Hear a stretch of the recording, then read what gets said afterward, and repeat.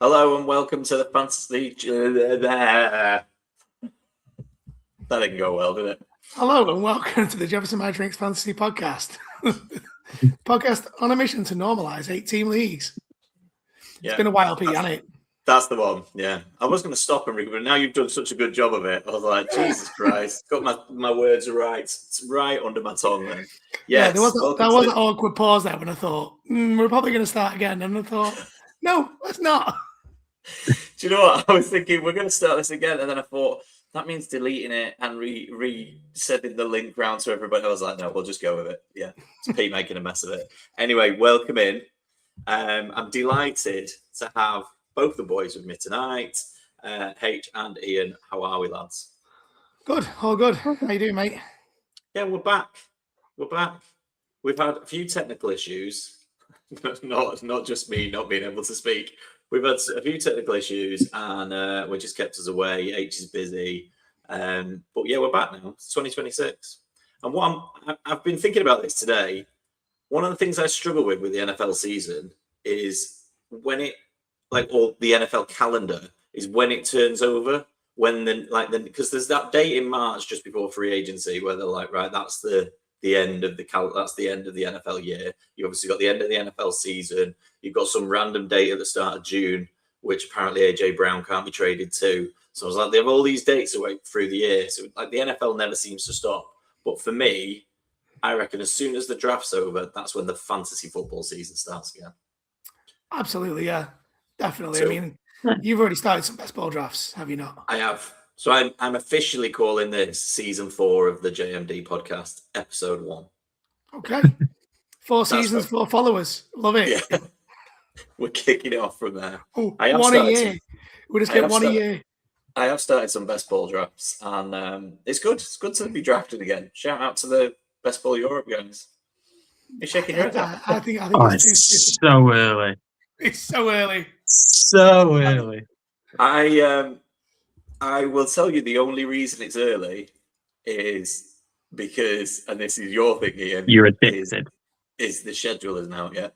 So I'm sort of looking at these players going, oh, well, they might be on the same bye week. So this isn't ideal, is it? So now you don't have to think about it.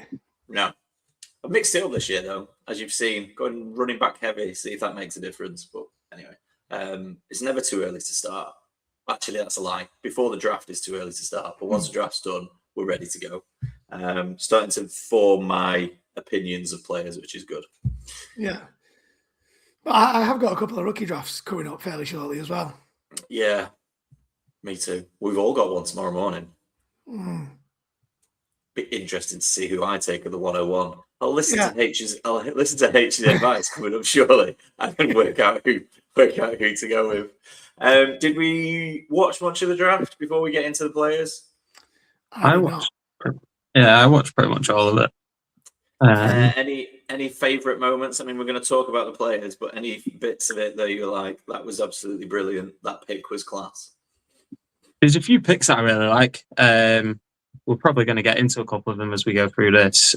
There's a couple of really nice defensive players that have gone to good landing spots as well.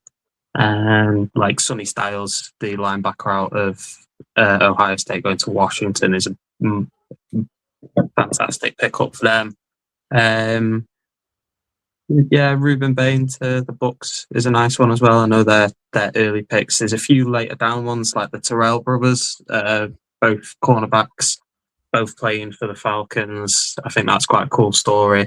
And the fact that the Falcons rang AJ to tell him we're going to draft your brother if he's still there in 2 picks is pretty awesome as well. So there's a few good ones. I love the Bears pick up of the safety Thieneman. There's some good ones. How are you feeling about the Texans post-draft, just before we start round 1? Happy with their draft? Yeah, drafted exactly what I thought. I probably thought they would go with Caden McDonald at 28, but we ended up getting him 36. And then I thought we may go with someone like Kalen Rutledge in the first round, in the second round with our first of the second round pick. So those two are good picks. The tight end, I don't know much about. I'm not going to lie. other than he's 6'7" German who originally played football before moving to America. But yeah, it's pretty much what I expected. Yeah, they weren't. A 6'7" German sounds like a pretty solid pick, to be honest. Yeah, if you knew nothing else about him. Well, do you think the commentators will mention that he played football? a la Brandon Aubrey. Yeah, Every time he sees the field, former footballer. Maybe. Former soccer player. I'm just hoping that with him going there, like we might end up with a Germany game. That could be quite a cool one to head out to. But yeah. So you've only signed him for the overseas money. Yeah, basically, yeah. He was back up to AJ Barner and then Colston Loveland in Michigan. So like it's two decent tight ends to be behind. Yeah, I think we did exactly kind of what I expected us to do. There was no sort of like big wide receiver or running back in the first round or two, and yeah, just a few nice picks that I think will be decent. Like Caden McDonald, getting him in the second round is just a fantastic pick in my opinion. I had him as the best defensive tackle in the draft, just ahead of Peter Woods, who ended up going to the Chiefs. But both of those two are really similar. And then the one that went not long after Caden McDonald, which was Christian Miller out of Georgia, who's a really good player as well. So I would have been happy with any one of those three defensive tackles. But to get McDonald where we did at 36, I think is really good value, because I thought he was a first rounder myself. Ian, happy with the Bengals? I am actually, to be fair, even though it was, for fantasy purposes, pretty boring. I think the best bit of business we did was not have a first round pick. When we got Dexter Lawrence for our 10th overall, anyone that's saying we overpaid for Dexter Lawrence are the same idiots that are saying we should have paid Trey Hendrickson. And it just doesn't stack up. The same people that were saying we should have given Trey Hendrickson $116 million over 3 years are the same people saying that we overpaid for Dexter Lawrence. It's ridiculous. It's great business. We signed him, then extended him 3-year deal, $47 million overall. Cap hit this year of $16 million. It's nothing. Well, $16 million. My favourite part. Yeah, I know, but in the grand scheme of things, though.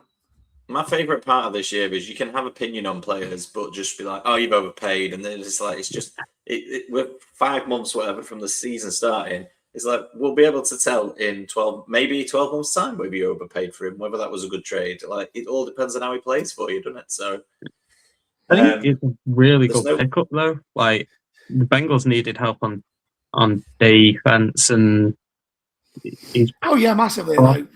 He's probably the best defensive tackle. Yeah, we took an edge in the second. We took cornerback in the third. My issue really, and we took a DT in the 7th as well. But we took a wide receiver called Colby Young in the 4th. Now we just released Jermaine Burton because he's an idiot, and we go and sign Colby Young, who has had an assault charge against his pregnant ex-girlfriend back in 2024. Are we just replacing like for like? Yeah, probably. Every team has to have a certain amount of idiots, I think. So it's like if you let one go, you've got to go and replace him with someone else. Right, let's get stuck in. We're going to go round by round rather than positional picks. So we'll start with obviously we'll start with the first round. We'll start with the first round, top of the draft. It wasn't any surprise. Fernando Mendoza from Indiana goes to the Vegas Raiders at 101.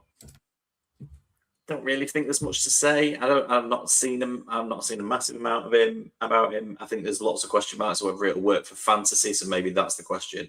H, do you think it'll work for fantasy?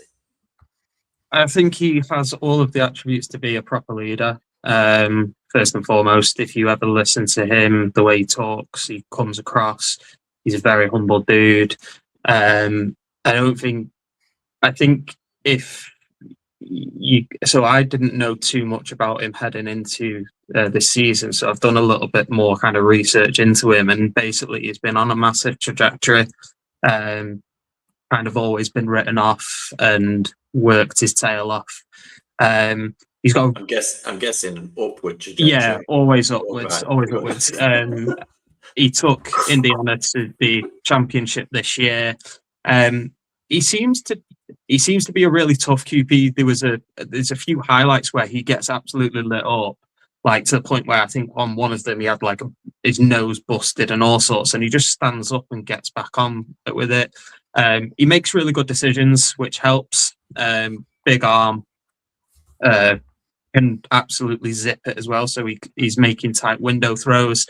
And he is mainly a pocket passer, which it kind of makes sense why they've picked up Kirk Cousins as well, as somebody who was predominantly who is a pocket passer, to kind of help guide him, especially in the early stages of his career.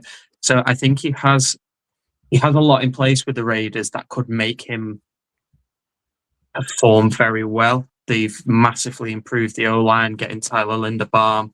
I can't remember the other pickup off the top of my head.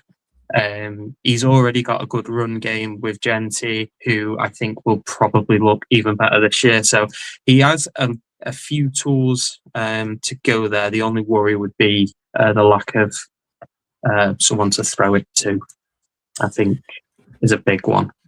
Yeah. Well, they've gone out and got Jalen Naylor. Yeah, that's the name I was looking for. That's not the answer, Really? is it? Yeah. No, but they've still got Brock Bowers, haven't they? Yeah.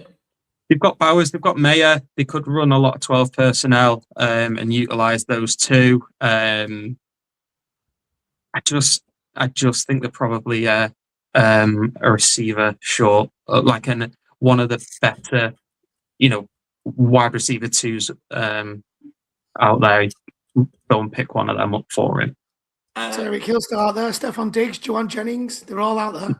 Yeah, like someone like a Juwan Jennings would be useful for him. I don't think even Diggs as well. Diggs has done really well with rookie quarterbacks or young quarterbacks. So yeah, Can you imagine Tyreek Hill in Vegas?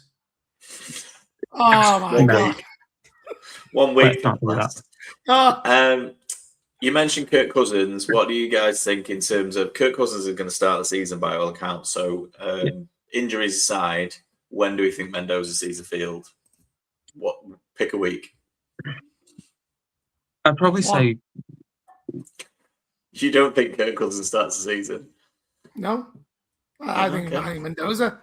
No, I think Cousins starts. I think Cousins will be there till middle of the season, week 8. I'm going. No, I think Mendoza's going straight in.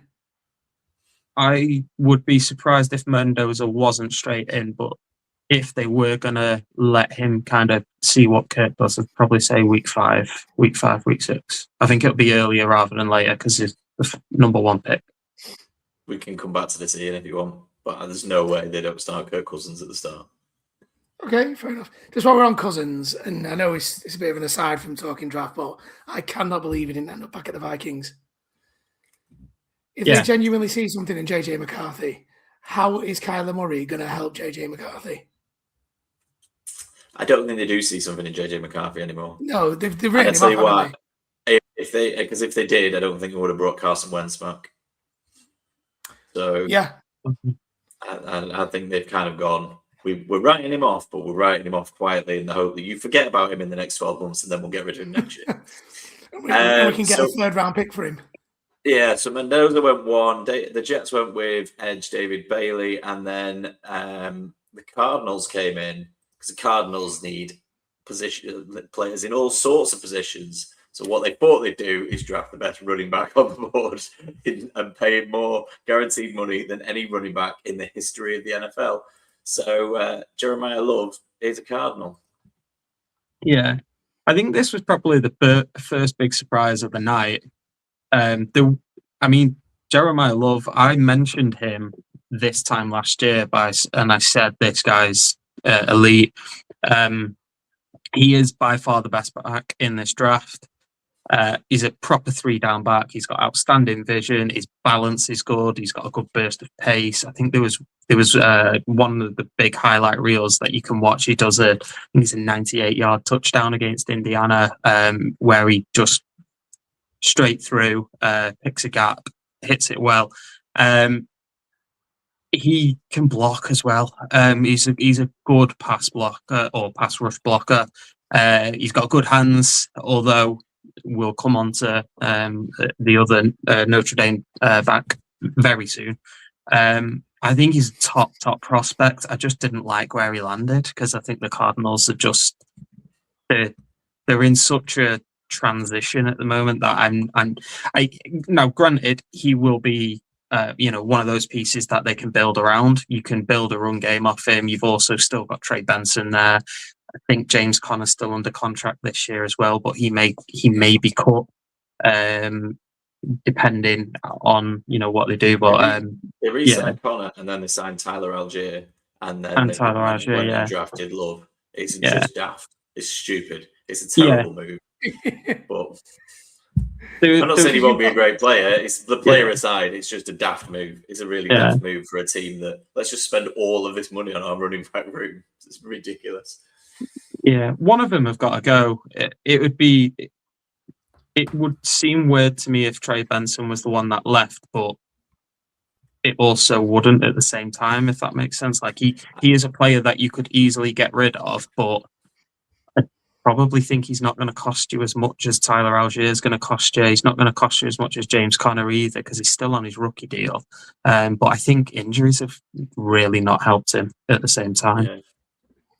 I mean, they keep paying Algier $12 million over the next 2 years, which isn't a lot, but it's big money to be paying you now backup running back. Yeah. I don't know how much they're paying Conner. Moving on to the Titans, I think everyone thought the Titans were going to get Love. I don't know whether the Titans thought they were going to get Love, but they then had to swivel and they went with giving Cam Ward a wide receiver or a first choice wide receiver in Carnell Tate from Ohio State. Yeah. Another top wide receiver prospect coming out of Ohio State. Who would have thought? Was he? We didn't obviously do a preview show. Would he have been your number one wide receiver in this class? It's very close between him and Jordan Tyson, who we're going to come on to next. I personally like Tyson just a shade more, but I think the difference is with Carnell Tate, he was very much kind of like a wide receiver 1B because they have Jeremiah Smith there who's going to be coming out this year, and I think there'll be a fight for people trying to move up the draft board if he isn't, let's say there's not, one or two quarterbacks that are going to come out, which they should and probably will take the number one overall spot. He will probably be the first non-QB selected next year.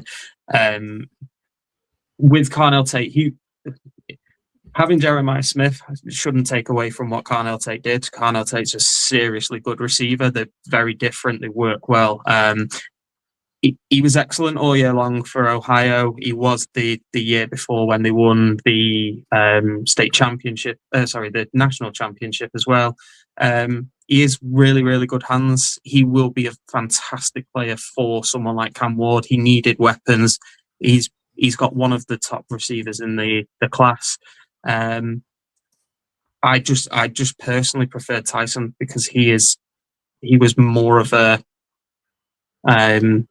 although Tyson has like a couple I can't remember the other lad's name, but I like Tyson a little bit more. That was all. Okay, with you saying that he's a 1B, you can still operate as a 1B because they've gone and got Wan'Dale Robinson. They've also I think he's a really good player. I'm not taking away. It's more positional fit. Yeah. I think when they're very different, Tate can do a lot of kind of the short stuff and make good yak. He's a very sort of QB friendly wide receiver. He would he adjusts his routes really well and things like that. I'm not saying he's a bad wide receiver. I actually think he's got a fantastic landing spot as well.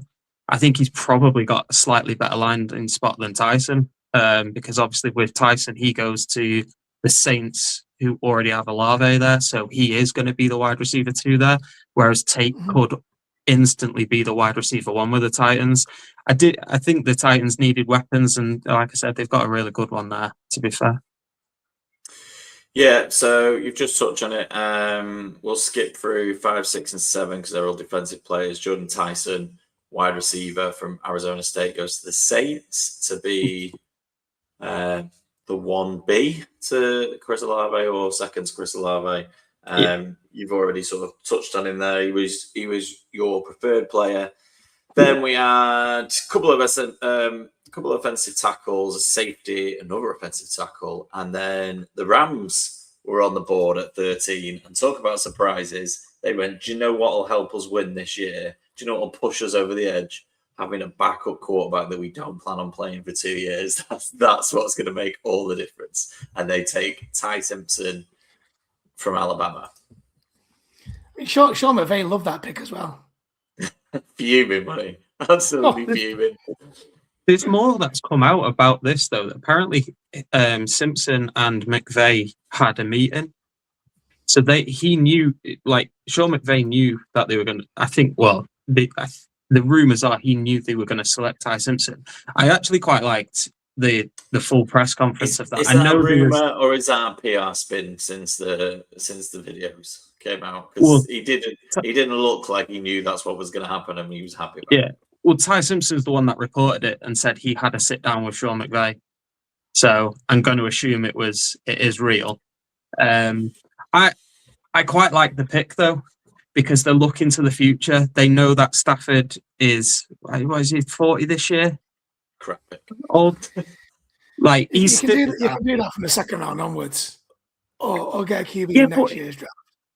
But with the Rams, they have a fantastic roster, so they don't need to go down the route of, like, let's get a wide receiver for the sake of a wide receiver. They've got 2 elite wide receivers. They've got 3 outstanding tight ends. Like, why not go out? The defense is elite as well. Like, why not go out and get somebody that you can mold for the next 2 years, have him learn from one of the best quarterbacks who has very similar traits to him. Why not go and get him and just have him sit for 2 years? McVay said it's Matt Stafford's team, and it will be Matt Stafford's team until he's ready to retire, or something along those lines. Why not go and get the kid that's going to replace him? Well, you say that, but there's no way Matt Stafford would have said to him, "Yeah, you know what? Go and get a quarterback in the first for me." There's no way Matt Stafford would have done that. Well, no. What he could do is just wait to see which quarterback the Vikings cut and turn him into a Super Bowl winner. Well, the only reason I would disagree, in fact, there's 2 reasons I slightly disagree, is yes, they've got 2 great wide receivers, but one of them finished the season on, if he wasn't finished the season on IR, he missed a big chunk of the season injured because he's old. And the other one is a nutcase. Like, it's quite like he's proven in this offseason, he is one step away from rehab again. Yeah. So I mean, you could quite easily get to October and have no wide receivers. So having a young rookie wide receiver, of which there was one who we're going to talk about on the board that I quite like, doesn't make a lot of sense. The other pick, and I know it's not as easy as this, but the other thing I thought from everything I read was they didn't have to take him at 13. They could have easily traded down. I don't think anybody else was taking him. They couldn't have traded the down. The only thing is, though, somebody could have traded up. Yeah, gone to the Jets at 16. Yeah, so they only could have traded down 2 spots. Yeah, 100% he was going to the Jets. Do you think? I don't know. I don't think the Jets it wouldn't have surprised me if the Cardinals tried to move up to 15 to jump the Jets. Like, I don't think he would have lasted much longer. And if the other thing is, like, if they've seen something with the Rams where they can go in the future, that is our future quarterback, why not take a swing? I understand it's a massively bad landing spot for, fantasy purposes. No one's really going to pick him up. But he could be somebody that they look to for the future. And like I said, he's going to be learning from one of the best. It's exactly the same with with Mendoza. Mendoza's situation is completely different. He goes and he learns from Kirk Cousins, but you get a solid vet to go in there and help them. And then, in 2 years' time, if it is Stafford's time and Ty Simpson comes in, he's got 2 years of sitting, learning, understanding McVay's system and things like that. Like it probably takes him out of the limelight a bit, but it's a smart move if you're the Rams. It's a full apprenticeship, isn't it? Yeah, I get that. I just kind of think, when is that? If you're not for a You franchise, just started selecting 1.06 in about 3 leagues and went, that Ty Simpson when he lands at the Cardinals is my guy. No, I think if you're not the Packers, when has that ever worked? When has drafting a quarterback and letting him sit behind somebody else for a couple of years and then just like playing him ever worked? I just don't think it does, but we'll see. If they're good enough, I suppose it'll work. After that, we talked about the Jets. The Jets had their second pick. I don't know where they got a second pick from. At 16, who knows? I don't know where they got that pick from. They took Kenyon Sadiq, tight end from Oregon, who I believe set all sorts of records at the combine and is a bit of an athletic freak. Yeah, easily the top tight end in this year's draft. If he had came out last year, he probably sits somewhere between Warren and Loveland. Like he was that good. 3 down tight end. So he good in blocks, catching, you name it, he could do it. Big physical man. He actually moves quite fast as well for a tight end. I think he ran a 4.6, 4.7, something like that. He's athletic enough for a tight end anyway. But he's willing to do whatever's needed. I think for me, I love this pick. I think he's outstanding. I think he will be really good for the Jets. I just don't know who's going to be throwing him the ball, which may make his first year a bit more difficult. But it's got Geno Smith. Exactly. I'm not sure who's going to be throwing him the ball, so it makes his first year a little bit difficult. But yeah, I think Sadiq is going to be an absolute monster of the future, which means it's going to be an epic fail. I like what the Jets have done. I will caveat that by saying that I've learned over the last few years that it won't work. so I am learning from my mistakes over the years. I know it won't work now, and they will still be absolutely trash. But I do like what they've tried to do, and I also don't rate the head coach. So there we go.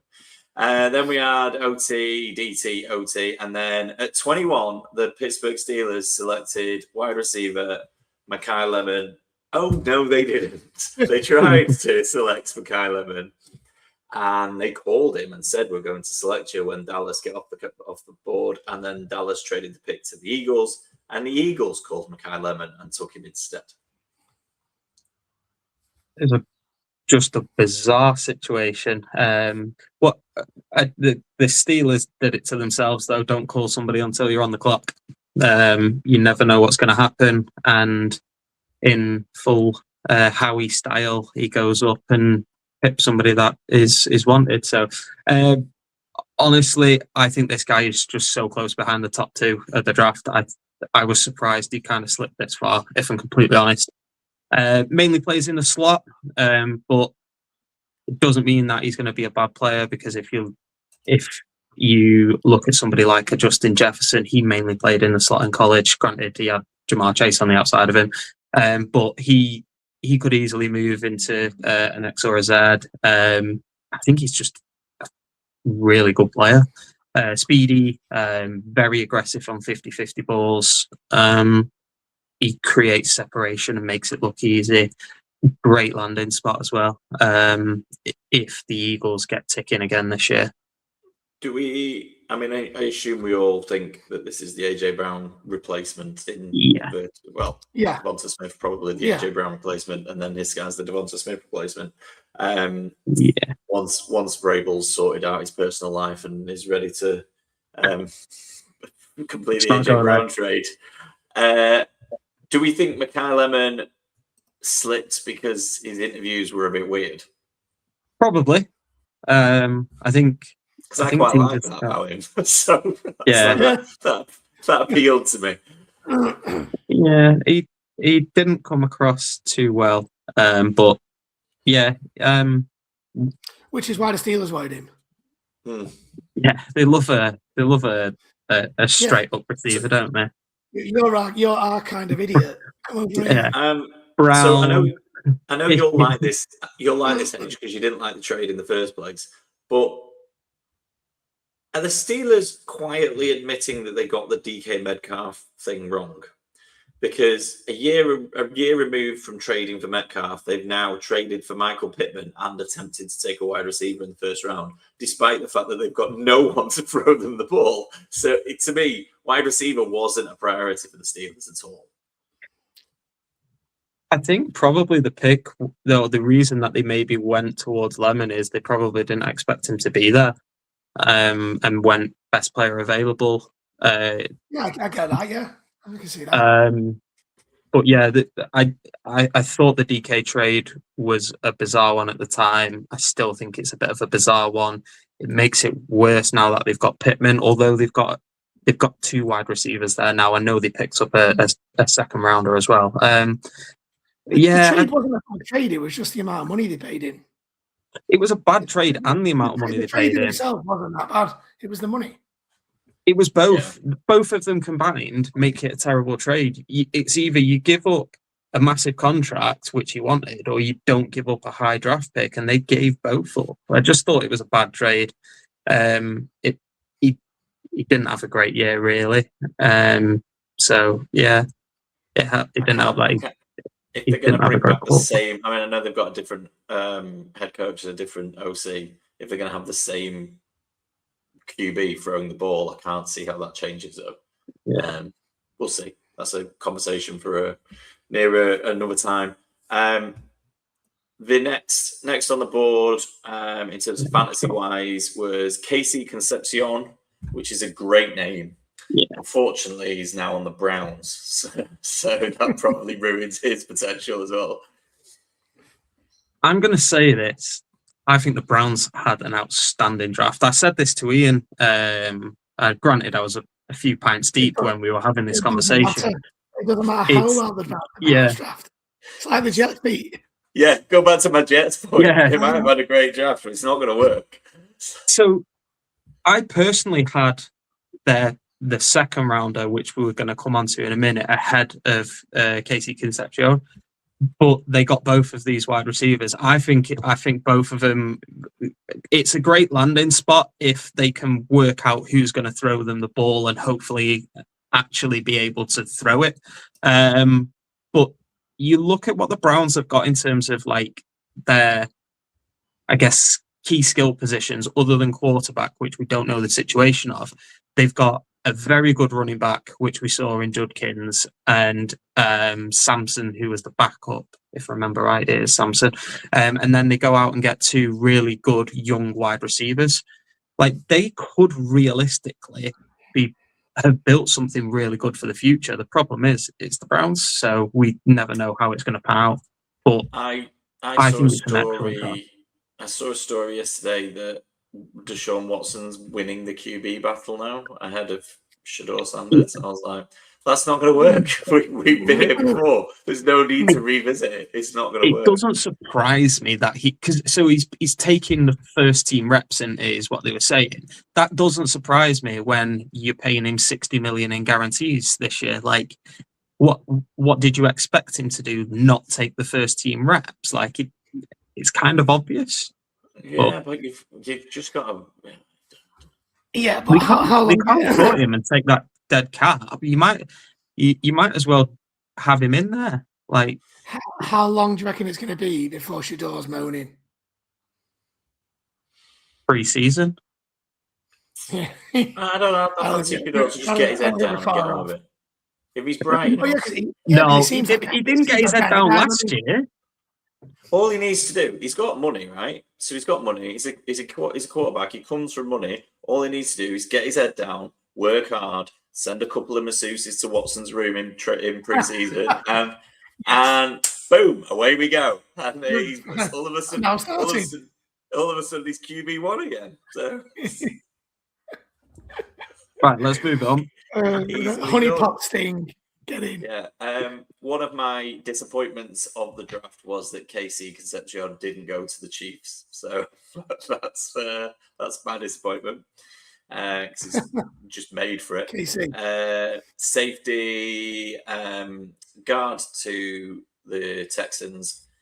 Then we had Omar Cooper Jr. going to the Jets, who traded up into the first round to have their third first-round pick, Omar Cooper Jr. from Indiana. Yeah, really good, really good wide receiver. Broke out a little bit this year more than before. He was the go-to for Fernando Mendoza. He's just, massive trajectory. Only downside is he is another slot receiver, but really quick, good breaks. Battles really hard in the air. He's willing blocker in the run game as well, which makes him a decent pickup. He was all right. He was good. He was really good last year for Indiana. Get a feeling you don't like him, mate. I do like him. I just think there's a little bit of he will work really well behind Garrett Wilson. I think he's one of those types of player. I don't get me wrong. I think he's a really good player. I didn't have him in my top 5, but I've got a really big surprise one that I put in my top 5.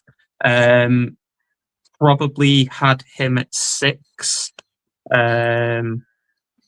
No, I had Concepcion at 6, and then Cooper at 7. So, but it didn't surprise me he went in the first round. Okay, we'll move on.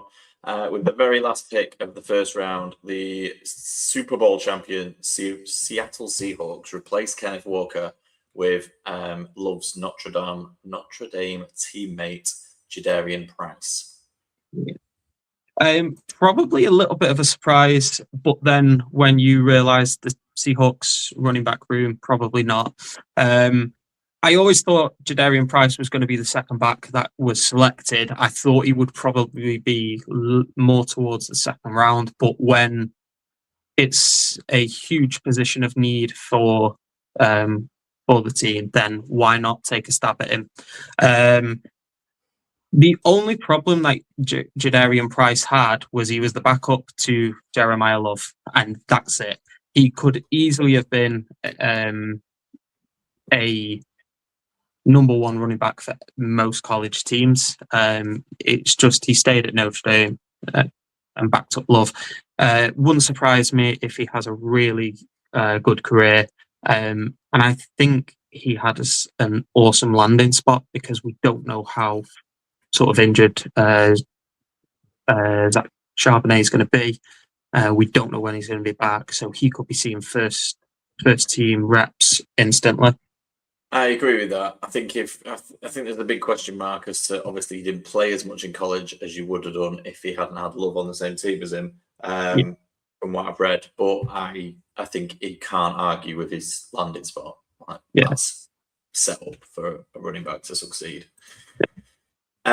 Before we go on to round 2, what I would say is just a shout out to any UK-based Bills fans who I felt for a little bit. If you'd have stayed up watching that draft and then you watched them trade down a bit, and then just trade completely out of the first round, having stayed up all night, that's got to hurt a little bit. If you're just going, I'll just stay up and wait and see who the Bills take, and then they don't take anyone. They traded right out of it. We'll go through the whole of the second round. So at 33 overall was another wide receiver, this time to the 49ers, Deshaun Stribling from Ole Miss. Is that right? Mississippi. Says Ole Miss. I will be 100% honest. I didn't really do much. I didn't really do much sort of watching of him. I couldn't tell you a great deal. He's got good, again with the pricing. He's got a good opportunity in the 49ers. They need people to catch the ball. Ayuk's gone. Jennings is gone. Pearsall doesn't look like he was the player that he was drafted to be. Yeah, I didn't see this pick coming. From the reaction of many 49ers fans and the one that obviously I know very well, it seemed like it was a big reach that a lot of fans aren't happy about. They did need a wide receiver, and Shanahan is a fantastic offensive mind, so he could get the best out of him. They must see something in him that they really like. Like I said, I don't know much about this one. I'm not going to lie. Okay, we'll move on to someone you do know about. The Browns, not content with KC Concepcion at 7 in the second round, so 39 overall, went Denzel Boston. Yeah, so I had Boston as my 4th wide receiver. I think he's outstanding. He's big, he's strong, plays every position. His catches are absolutely ridiculous. Like, some of the catches he makes is phenomenal. One big thing that I really throwing him the ball. Yeah. One thing that I really liked about him as well is he high points the ball. He always makes his size matter, which makes him a huge red zone threat as well. Doesn't have amazing pace, but he does use his physicality quite a bit, especially in press coverage. Can beat players off the press, just being more physical. Like I said, I had him as my 4th wide receiver. I think he's a really good player. Landing spot is a good landing spot as well, if they can find someone to throw in the ball. Is this the depth of Jerry Jeudy? Because he had a bit of a moment not that long ago, and now they've drafted 2 wide receivers in the top 40 odd picks. Yeah, he had a spell, didn't he, where everyone was trying to get him on fantasy football, and he's like, "Oh, I need Jerry Jeudy. Jerry Judy's gonna be amazing," and then he just went, "See you later." I think it's over. Yeah. Jerry Jeudy thing's over. Yeah, I do think it's over, and yeah, it's not really that much of a shame, is it? So there wasn't a lot of relevant players in the second round, but we have to go all the way down to the 15th pick for the 3rd one. Another wide receiver, this time from Alabama. I'm going to guess you pronounce that Jeremy Bernard, even though that's not how it's spelled. Yeah. He's all right. Good size for a wide receiver. Good. I actually think he's got a really quick burst of pace. It looks nice. I guess good footwork. I'm not overly sold on him. I think there's a couple of better wide receivers that we're probably going to touch on a little bit more. But he does have really good ability after the catch. But he wouldn't have been my choice. Again, though, could be really good. It's just I didn't quite get that vibe, if I'm honest. There's not a lot of options for rookie drafts, is there? There's not a lot of players knocking about. It's good. There was a lot of wide receivers. Like, I'm glad to be fair, there was a lot of wide receivers. There was a lot of wide receivers in this draft that I actually really like. The tight ends is a very deep tight end draft. Like the next pick that we're going to talk about, which is Eli Stowers to the Eagles, if I'm right. I know what you're saying, but we get you on because you're always pro rookies, and we've already hit 2 picks where you're like, "Oh, I don't know much about it." I'm like, "Well, if you can't be positive about it, me and Ian have got no chance." Exactly. I watched Yeah, no, I watch a lot of Alabama because that's my college team. I mean, they weren't impressive last year anyway. Really, like they were quite poor.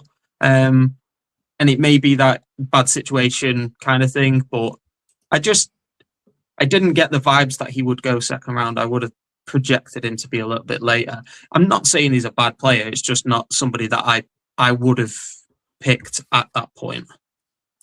So the only other fantasy relevant players in the second round was 3 tight ends. First off the board was Eli Stowers from Vanderbilt to the Eagles, then Nate Boakircher, that's probably not how you spell it, pronounce that, from Texas A&M to the Jags, and then finally Marlin Klein from Marlin Klein, not Martin, Marlin Klein from Michigan to the Texans. Yeah. Oh, actually, there's another one, and Max Clare from Ohio State went to the Rams. That's the Rams. Any of those likely to be fantasy relevant? Yeah, Eli Stowers definitely. He can't block, so he is literally a pass catching back. When I say block, this is gonna kill you then, because you are a massive Dallas Goedert fan. yeah, it hurt. It hurt this pick. I'm not gonna lie. I can't believe you're saying this. Goedert's got 1 year left. That's it. It's just Eli Stowers. When I say he can't block, he can't block.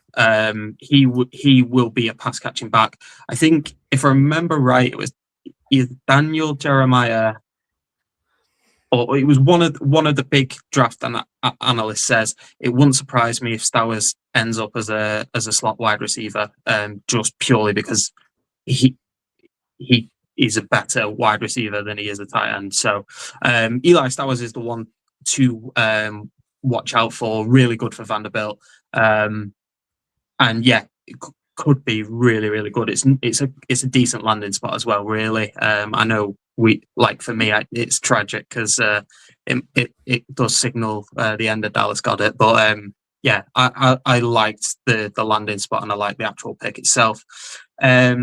The Jags, I think, reached a little bit. Same with the Texans. I do think they reached on those players. I think they would have been there in the third for them.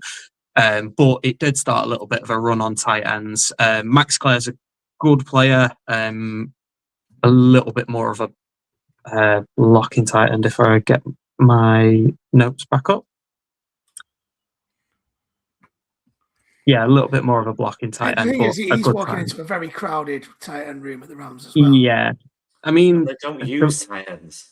Yeah, well, the Rams do. As the season progressed, the Rams started playing 13 personnel a lot. They had 2 or 3. They don't throw the ball to the tight ends, do they? There were like 3 weeks in a row where Colby Parkinson was amazing, and then everyone picked him up on fantasy. Really amazing. Sorry, no. Enough to be relevant. Claire is a pass catching tight end. Sorry. We're going to move on to the third round because otherwise we'll be here all day. But before we do, I've just realised that the Chargers with the 63rd overall pick took a center. I'm assuming that means out of Florida called Jake Slaughter. What a great name that is. Yeah, he was projected like higher in the second. There's another lad which he went to the Bengals, the lad from Auburn, Connor Lew. I thought he would go a lot higher than he did, but suffered a big injury and that's why he dropped. But I actually thought he was the best tight end in this class, to be honest. Best center in this class. Yeah, we got him fourth. Yeah, but the injury killed him. Right, start of the third round. We've got the third quarterback off the board. Cardinals get the backup to Jacoby Brissett and Gardner Minshew in Carson Beck from Miami.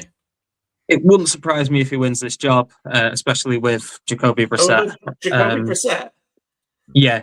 The legend that is. Carson Beck. So if I get a little bit of context. I've just traded for Brissett, so don't tell me this. Yeah. So for a bit of context with Carson Beck, he's won the national championship twice with Georgia. He then moved to Miami. He had a bad year 3 in Miami and then played last year and got to the final where he faced off against Mendoza in the final. So in 4 collegiate years, he went to the national championship 3 times with 2 different teams. He just knows how to win. Granted, it helps if you've got decent players around him. Like the Georgia defense was outstanding. That's why you see, the likes of Jalen Carter and everyone else on the Eagles. But he plays well. He knows how to win. He's a decent passer. It wouldn't surprise me if he takes over from Jacoby Brissett, especially with Brissett sitting out. sitting out time. He's going to get probably first team reps whilst the contract negotiations ongoing with Brissett. He could be handy. It wouldn't surprise me if he's not. I don't think he's going to win you a Super Bowl, but he's somebody that you could easily bridge a gap with for a good few years and build a team around. Could be handy, and bridge a gap is not what I want to hear for Trey McBride's quarterback. So that can be perfectly. As Trey McBride's biggest fan, that is not what I want to hear at all. It wouldn't surprise me if he spam, like he can throw the ball really nicely. Like there's certain like his bad year in Miami was really bad. Like, and he threw a lot of interceptions. A lot of people thought if he had kind of the years that he had with Georgia, he might be projected a lot higher. He actually, one of the good things with Beck is his landing spot. Like, he could easily take that starting job, and it wouldn't be. I'm assuming that's why they drafted him. Well, yeah, that's why what I was assuming when they drafted him, come in and fight for the starting job, and then he's got some good weapons there with McBride. I know we've not seen the best of Marvin Harrison in the NFL yet, but he's still a very good player. Michael Wilson all day. On top of that, you've then got four players in your backfield. I think it's a good landing spot for a quarterback. So why not? It'd be interesting because if they saw Brissett's contract out, he'll probably start the year, and they're not really trying to win. So I'm not sure at what point you can even if they're losing, I'm not sure at what point you go, well, this isn't working, because apparently that's what they're trying to do. So it is working. So I don't know. I don't see how Beck gets in there, but he's playing a lot better than maybe they want to give him a chance. Another tight end, Sam Roush. To the Bears. I'm going to guess that he's more of a pass blocking tight end. No, very much pass catching. You did. Disagreement in the ranks. Love it. So no, you can do both. You can do both. Yeah, he is good at blocking. And we'll leave it at that. Then next, the wide receiver went to the Commanders. He's probably one of the better blocking tight ends, but he wasn't. I think there's a little bit of untapped potential with him. But he goes to a really bad situation because you already got Loveland and Kmet there. So don't expect. I wouldn't pick him up. Yeah. And then Ian's just touching it. Antonio Williams went from Clemson, wide receiver, goes to the Commanders. He's got to have a chance. They've got nobody. Yeah. And a decent quarterback. Yeah. I like the landing spot of him. I didn't know too much about him, so I have done a little bit of research into him and watched a little bit of him since when I knew that I was doing this. He's quite nippy with his routes. He can create space with like weird movements. I say weird movements. He's a wide receiver move, but he seems to be a really productive player. A lot of the time he was in the slot, but yeah, I quite liked him, and his landing spot's really good as well. So it wouldn't surprise me if he turns into a pretty good player, to be honest. There's quite a lot of wide receivers in this round, so I'm just going to read through them, and then you can tell me if you want to talk about any of them. Malachi Fields from Notre Dame to the Giants, Caleb Douglas from Texas Tech to the Dolphins, Zachariah Branch goes to the Falcons. He's a Georgia guy. Jacoby Lane from USC goes to the Ravens. Chris Brazzell II from Tennessee goes to the Panthers. Georgia State wide receiver Ted Hurst, good name, goes to the Bucs.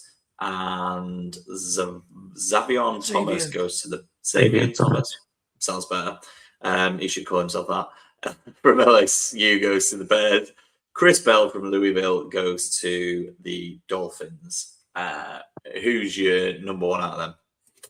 So my number 5 wide receiver is Chris Bell, who went to the Dolphins. He was fantastic for Louisville. The only problem is he did his ACL, so it's going to be one of the that's why he fell in this draft. I think if I remember right, Daniel Jeremiah had him at like his 50. He was in Daniel Jeremiah's top 50 for a bit. I just think he's fantastic. I think he's a big, strong lad. He's fast. He can run through a tackle. There was a lot to like about him. He's a really, really physical player. I think he's got a really good landing spot with the Dolphins because obviously they traded Jalen Waddle away. But I really liked Bell, and I don't know what the injury is going to do for him. But he's good size, really athletic. I think he's probably one of those players that are got a seriously good landing spot and could be a seriously good player. I also really liked Malachi Fields.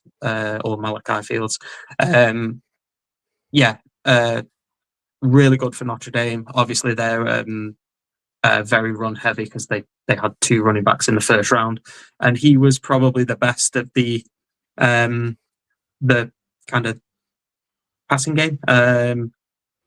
Ex receiver, big, elite size, big, strong, but wins a lot of contested balls, and I think he was a really good player. Obviously, with coming from Notre Dame, where it is a run-heavy offense, he may find things a little bit more difficult, but it wouldn't surprise me if he turns out to be a serious player in this draft as well. They're the big 2. Cool. Just to wrap it up, I'm going to flip over to running back specifically because we've only talked about the top 2. Yeah. So at the 26th pick in the 3rd round, Kalen Black went from Indiana to the 49ers to be the next backup for Christian McCaffrey. Yeah. I'm assuming. Yeah. I love Kalen Black. I actually messaged Dan, who I spoke about earlier, being a 49ers fan, and I was like, this absolute monster of a running back. I really, really liked him. Bad landing spot though. You're going to be backing up CMC. But he's very much. Unless he gets injured again. Well, yeah. There's that. I think he's got. He's probably a little bit more of a inside the tackles kind of back. He did a lot of that for Indiana. Obviously, they had the wide receivers there that they had. Mendoza was tossing it about for them. But I really liked Black. I just think he's one of those. I think he's probably he came into it quite underrated. He had a phenomenal Senior Bowl. He played really, really well. All of the highlights of him doing like one-on-one drills is him winning. Thought he would probably end up going to the combine, but didn't get an invite, which was kind of surprising. I think that probably hurt his draft stock a little bit, but I think he's a good player. I would have liked him. And the only one I wanted to mention was Jonah Coleman, who went in with the 8th pick of the 4th round. Washington running back goes to the Denver Broncos to make their whole situation much more complicated than it already was before. Yeah, I wasn't the biggest fan of Coleman, if I'm honest. I personally preferred Emmett Johnson, who was the guy out of Nebraska, who I think he went to the Chiefs, if I remember right. Doing this, trying to find him. I think he went to the Chiefs in either the 5th or the 6th round, but he's not a bad back. I think he would be a nice kind of piece to the Denver offense, but I don't see him taking a great deal of time off because they've got Dobbins, and Dobbins is injury prone, so it wouldn't surprise me if he does end up getting kind of backup reps. They've just extended Dobbins as well. They've got RJ Harvey. Yeah, RJ Harvey, and so he'll be backing up. That's what, that's what I said. Yeah, like with Dobbins, I think once Dobbins gets injured, that's when you'll see him come in to kind of RB2. But I don't think he's taking a starting job. The only other one we're going to mention, and I heard this story today, is Adam Randall, who went at the back of the 5th round, Clemson running back to the Ravens. And the only reason I'm going to mention is I heard today on something I was listening to that this was the one where the owner said, "Please, can I pick one?" And they went, "Yeah, all right," and just let him make a pick. And I was like, "That's the best story ever." Apparently they're all looking around going, "We do own the team, so yeah, if you want to make a pick, I don't know why you're asking." So yeah, he stepped in and made a pick. It's like brilliant, absolutely brilliant. I think with just on him, with the Ravens losing Mitchell, and I can't think of who. They still got Hill, but he may get some use out of him. He's quite quick, so I think he could end up being like the returner for them. And I know that's not really fantasy relevant, but it isn't. It's not a deep running back draft, is it? It was a deep fantasy running back draft last year. It was not a deep fantasy running back draft this year.